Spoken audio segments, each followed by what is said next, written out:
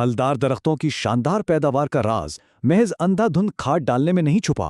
दरहकीकत ये दरख्त के अंदर चलने वाले एक बहुत ही पेचीदा और बारीक खुर्दबीनी कीमियाई निज़ाम को समझने का नाम है। आज की इस मालूमाती निशिस्त में हम डॉक्टर मोहम्मद फारूक क़य्यूम की तहकीक की रोशनी में बागात की इस ज़बरदस्त और हैरान अंगेज़ माइक्रोस्कोपिक दुनिया का गहराई से जायज़ा लेंगे।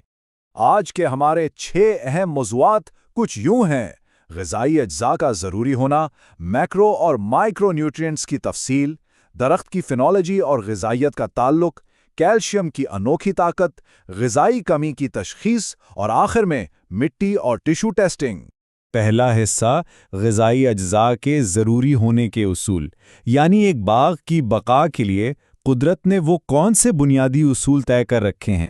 साइंस में मिट्टी में मौजूद हर उन्सुर दरख्त के लिए लाजमी नहीं होता। ये बिल्कुल एक वीआईपी क्लब की तरह है। 1939 में आरन और स्टाउट ने इस हवाले से कुछ सख्त साइंसी मेयार मुकर्रर किए। किसी भी मादनी उन्सुर को ज़रूरी तभी माना जाएगा जब उसके बगैर पौधा अपना लाइफ साइकिल यानी ज़िंदगी का दौर मुकम्मल ना कर सके। दूसरा ये कि इसका कोई मुतबादिल ना हो, और तीसरा ये पौधे के मेटाबॉलिज्म में बराह रास्त शामिल हो। हैरत की बात यह है कि हवा और पानी को छोड़कर ज़मीन से मिलने वाले सिर्फ 14 मादनी अनासिर ही इस कड़े इम्तिहान में पास होते हैं। दूसरा हिस्सा मैक्रो और माइक्रो न्यूट्रिएंट्स। ये अनासिर दरअसल इस पूरी कहानी के अहम तरीन किरदार हैं।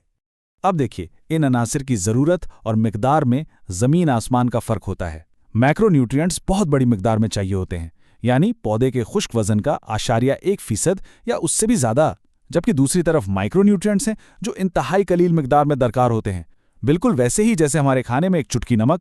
मगर याद रहे, ये मखसूस एंजाइम्स के काम करने के लिए नागुज़ीर हैं। सबसे अहम बात यह है कि किसी माइक्रो न्यूट्रिएंट की कमी को ज़्यादा मैक्रो न्यूट्रिएंट डालकर कभी भी पूरा नहीं किया जा सकता। अगर हम इनकी दर्जाबंदी पर नज़र डालें तो नाइट्रोजन, फास्फोरस और पोटेशियम बुनियादी मैक्रो न्यूट्रिएंट्स हैं जो कि हमारी मयारी खादों की बुनियाद हैं। सानवी अज्जा में कैल्शियम, मैग्नीशियम और सल्फर आते हैं जो अक्सर मिट्टी के ज़खायर से मिल जाते हैं। लेकिन एक बहुत बड़ा चैलेंज माइक्रो न्यूट्रिएंट्स के साथ आता है, ख़ासतौर पर पाकिस्तान की चूने वाली अल्कलाइन मिट्टी में जिसका पीएच लेवल बहुत ज़्यादा होता है। वहाँ जिंक और आयरन जैसे अहम अनासिर पौधे की पहुँच से बिल्कुल दूर हो जाते हैं, और यहीं से बागात में असल मसाइल शुरू होते हैं। तीसरा हिस्सा दरख्त की फिनोलॉजी और ग़िज़ाइयत, यानी दरख्त की ग़िज़ाई तलब का बिल्कुल दुरुस्त वक्त क्या है। एक फलदार दरख्त की भूख सारा साल एक जैसी नहीं रहती। मिसाल के तौर पर फरवरी और मार्च में जब नई कॉंपलें निकलती हैं तो शाखों की लंबाई के लिए फ़ौरन नाइट्रोजन, जिंक और बोरॉन दरकार होते हैं। फिर मार्च और अप्रैल में जब फल बन रहा होता है तो खुलियों की दीवारों को मजबूत करने के लिए कैल्शियम की सख्त ज़रूरत होती है।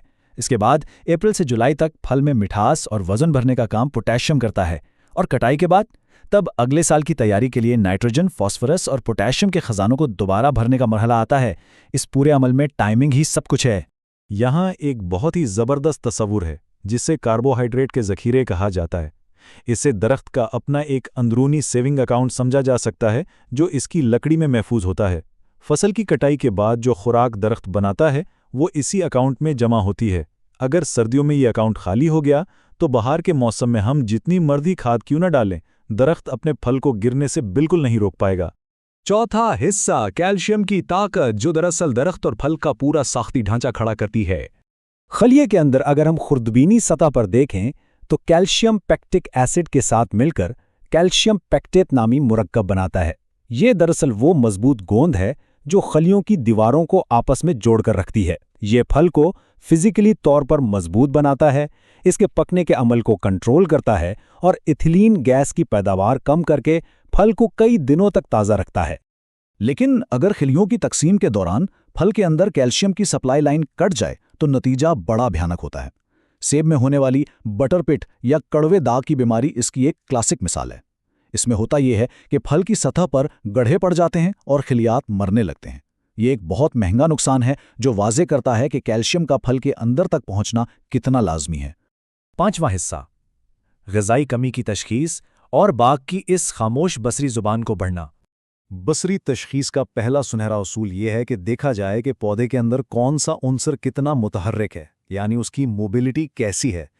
मुतहर्रिक अज्जा जैसे कि नाइट्रोजन या फास्फोरस, इनकी कमी सबसे पहले पुराने और निचले पत्तों पर ज़ाहिर होती है क्योंकि पौधा बहुत होशियारी से उन अज्जा को वहां से निकाल कर नई शाखों की तरफ मुंतकिल कर देता है, लेकिन जिंक और कैल्शियम जैसे गैर मुतहर्रिक अनासिर अपनी जगह पर कैद होते हैं, इसलिए इनकी कमी फौरन नए ऊपरी पत्तों पर नजर आना शुरू हो जाती है। ये कुदरत का एक ज़बरदस्त निज़ाम है। जैसे कि नाइट्रोजन की कमी को ही ले लें, इसकी अलामत बहुत दूर से पहचानी जा सकती है। पुराने पत्तों के सिरे से शुरू होकर दरमियानी रंग के साथ साथ पीले रंग की एक वी शक्ल बनना शुरू हो जाती है। चूंकि नाइट्रोजन पत्तों की ग्रोथ और क्लोरोफिल का मेन ड्राइवर है, इसलिए इसकी कमी पूरे के पूरे दरख्त की जान निकाल देती है। इसी तरह जब फास्फोरस की कमी होती है तो पुराने पत्तों के किनारे गहरे सब्ज या सुर्खी माइल जामनी रंग के हो जाते हैं। ये सूरत हाल अक्सर तब देखने को मिलती है जब मिट्टी बहुत ज़्यादा ठंडी हो चुकी हो, बिल्कुल ऐसे जैसे पौधे को सर्दी लग गई हो और उसकी जड़ें फास्फोरस जज्ब करने से मुकम्मल तौर पर कासिर हो जाएं। और अगर हम अल्कलाई मिट्टी की बात करें तो वहाँ जिंक की कमी एक आम लेकिन बहुत बड़ा दर्द-ए-सर है। जब ये कमी शिद्दत इख्तियार कर जाए तो दरख्त की नई अफजाइश बिल्कुल रुक जाती है। नए पत्ते लगभग सफ़ेद रंग के निकलते हैं, जिसे वाइट बड का नाम दिया गया है। पत्ते बहुत छोटे रह जाते हैं और शाखों के दरमियानी फासले सिकुड़ जाते हैं। छठा और आखिरी हिस्सा, मिट्टी और टिश्यू टेस्ट की मदद से इन तमाम बसरी अलामात की बाकायदा तस्दीक करना। मसला यह है कि क्या सिर्फ इन बसरी अलामात को देखकर फैसला कर लेना चाहिए? बिल्कुल नहीं, क्योंकि जब तक आंखों से ये अलामात नजर आती हैं तब तक फसल का अच्छा खासा नुकसान हो चुका होता है। पौधे की अंदरूनी सेहत जानने का सबसे मुस्तनद और पक्का तरीका पत्तों का लेबोरेटरी टेस्ट यानी टिश्यू टेस्टिंग है। हर किस्म के फल के लिए उनकी रेंज मुख्तलिफ होती है। इस चार्ट को ही देख लें। एक आड़ू के दरख्त को सेब के दरख्त के मुकाबले में कहीं ज्यादा नाइट्रोजन की जरूरत होती है। सिर्फ लैब टेस्ट की रिपोर्ट्स ही हमें बता सकती हैं कि कब और कितनी खाद देनी है। और यहीं पर सफिशिएंसी पॉइंट यानी काफ़ी होने के नुक्ते का कॉन्सेप्ट सामने आता है। ये एक बहुत नाजुक तवाज़ुन का खेल है। ये वो मकाम है जहां खाद की मिकदार, पौधे की शानदार नशोनुमा और मुनाफा अपने उरूज पर होते हैं। अगर हम इस नुक्ते से आगे बढ़कर अंधाधुंध खाद डालते ही रहेंगे तो पैदावार तो हरगिज़ नहीं बढ़ेगी, उल्टा पौधे जहरीलेपन का शिकार होंगे और खर्चा बढ़ने से मुनाफा सीधा नीचे आ गिरेगा। हद से ज़्यादा खाद डालना कम खाद डालने जितना ही नुकसानदेह साबित होता है। तो आखिर में ये सोचने की बात है, मुतवाज़िन ग़िज़ाइयत कोई रुकी हुई चीज़ नहीं है, ये मुसलसल बदलती रहती है। आजकल जैसे जैसे मौसमियाती तब्दीलियों की वजह से मिट्टी का पीएच लेवल और पानी की दस्तयाबी तेज़ी से मुतासिर हो रही है, तो एक बहुत अहम सवाल जहन में आता है, क्या बागात की इस पेचीदा ग़िज़ाई साख्त को बचाने के लिए हमारे पुराने और रिवायती खाद के तरीके मुस्तकबिल में भी कारआमद रहेंगे, या फिर हमें एक मुकम्मल तौर पर नए, जदीद और मरबूत साइंसी प्रोग्राम की ज़रूरत है? ये वाकई हम सब के लिए एक बहुत बड़ा लम्हा फ़िक्रिया है।